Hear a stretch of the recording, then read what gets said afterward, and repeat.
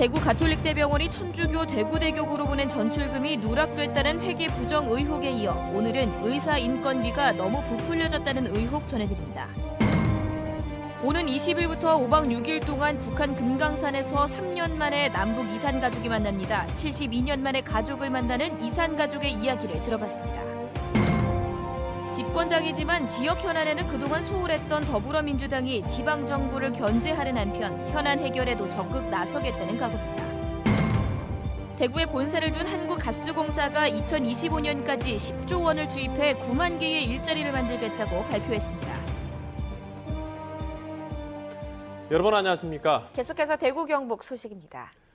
대구 가톨릭대 병원이 천주교 대구 대교구로 보낸 전출금 수백억 원이 결산서에 빠진 회계 부정 의혹을 어제 전해드렸습니다. 오늘은 병원 임상의사 인건비가 너무 부풀려져 있다는 추가 의혹이 제기됐습니다. 보도에 신병철 기자입니다. 대구 가톨릭대 병원이 2013년부터 2017년까지 학교 재단인 선목학원에 보낸 전출금은 1,280억 원입니다. 이 가운데 절반가량인 635억 원이 결산서 전출금 항목에 빠져 있습니다. 노조는 병원이 회계 부정을 저질렀다고 보고 있습니다.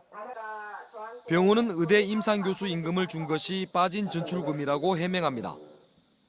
임상교수 임금이 몇 프로까지는 돈에도 문제가 없습니다. 왜 그러냐면 사실은 임상교수들이 진료를 하는 것은 학생을 가르치지 않습니까? 병원 측의 말대로라면 2016년 1억 410만 원이던 전문의 1인당 인건비가 지난해 1억 5,063만 원으로 오른 것입니다. 월급이 1년 만에 4,653만 원, 44.7%나 인상됐습니다. 임금 인상이 비정상적으로 많다는 지적이 나오고 있습니다. 거기에 대해서는 아무런 대답도 하지 않고 오히려 그 병원의 임상 교수들은 우리는 실제 이런 돈을 받지도 않았는데 왜 이렇게 노조에서 그러느냐라고 오히려 항의를 받는. 임상 교수들이 실제로 받은 돈보다 더 많이 받은 것처럼 인건비가 부풀려졌다는 의혹이 일고 있습니다. 의사가 받지 않았다면 누가 그 돈을 가져갔는지 의문이 생깁니다. 노조는 병원이 제대로 해명하지 못한다면 횡령이나 배임 등의 혐의로 형사 고발할 계획입니다.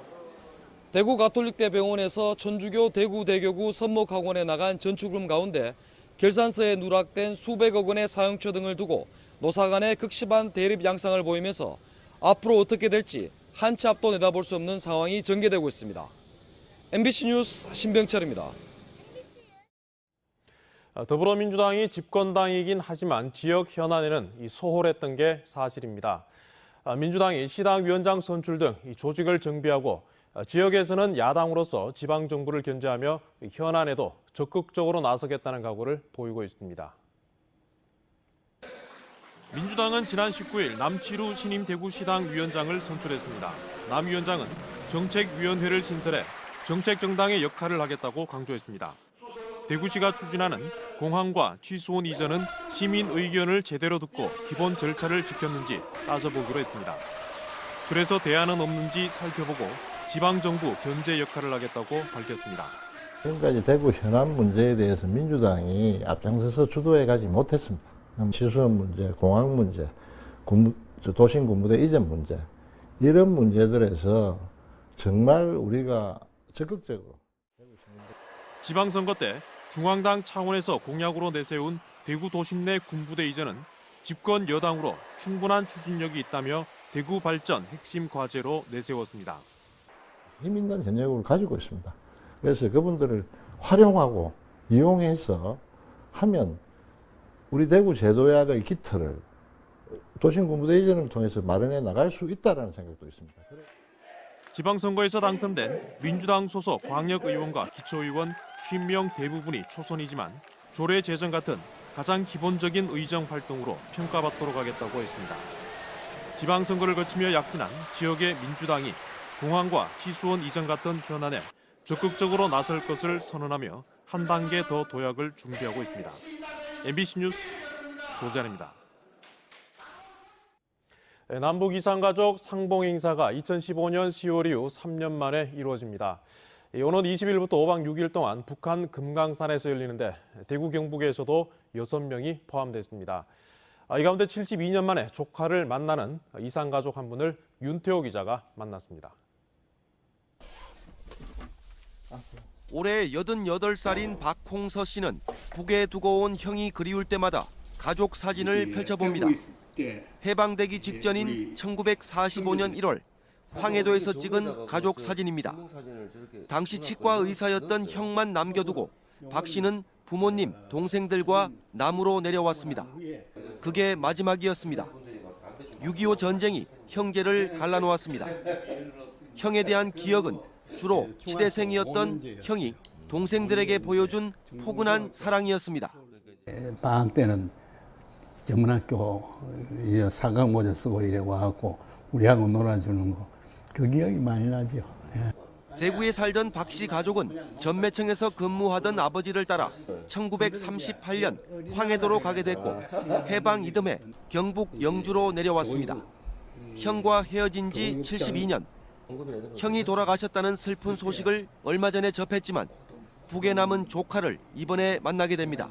어떻게 생활했는지 또는 아버지가 돌아가실 때 어떤 말을 했는지 이런 거 궁금하지요. 박 씨처럼 이달 20일 금강산에서 열리는 제21차 이산가족 상봉 행사에 참여하는 이산가족은 대구 2명, 경북 4명입니다. 현재 대구 경북의 이산가족은 3,000명입니다. 고령화로 해마다 숫자가 줄고 있는 가운데 정치적 이벤트에 그칠 게 아니라 정례적인 상봉이 이루어지기를 간절히 바라고 있습니다. MBC 뉴스 윤태호입니다. 교육부가 발표한 대학 입학제도 개편 방안을 두고 교육 현장은 불만과 혼란이 이어지고 있습니다. 이상원 기자가 보도합니다. 수능 전형 비중을 30% 이상 늘리도록 권고한 것은 주로 서울 상위권 대학이 따를 것으로 보입니다. 지역 대학은 지금처럼 수시에 무게를 둘 가능성이 큽니다.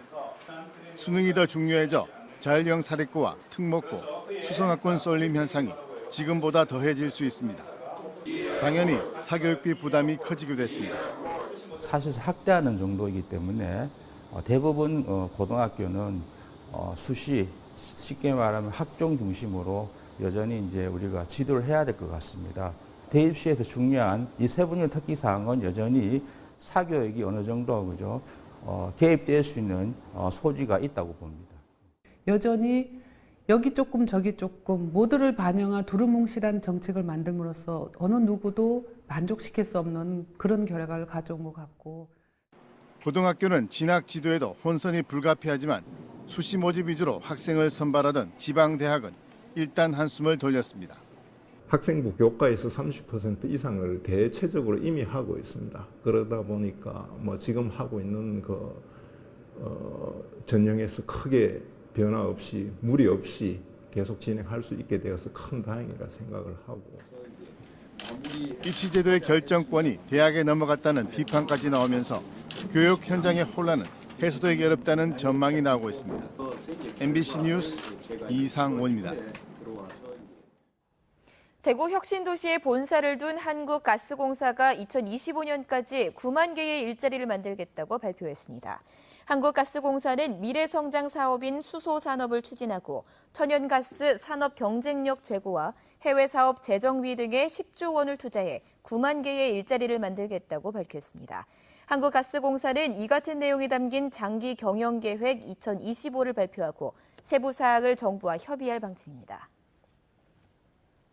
올해 7월 지역 실업률이 지난해보다 나빠졌습니다. 동북지방통계청 7월 고용 동향을 보면 대구의 실업률은 지난해 같은 기간보다 0.7%포인트 높아진 4%를 기록했고 경북은 1.5%포인트 높아진 3.7%를 기록했습니다.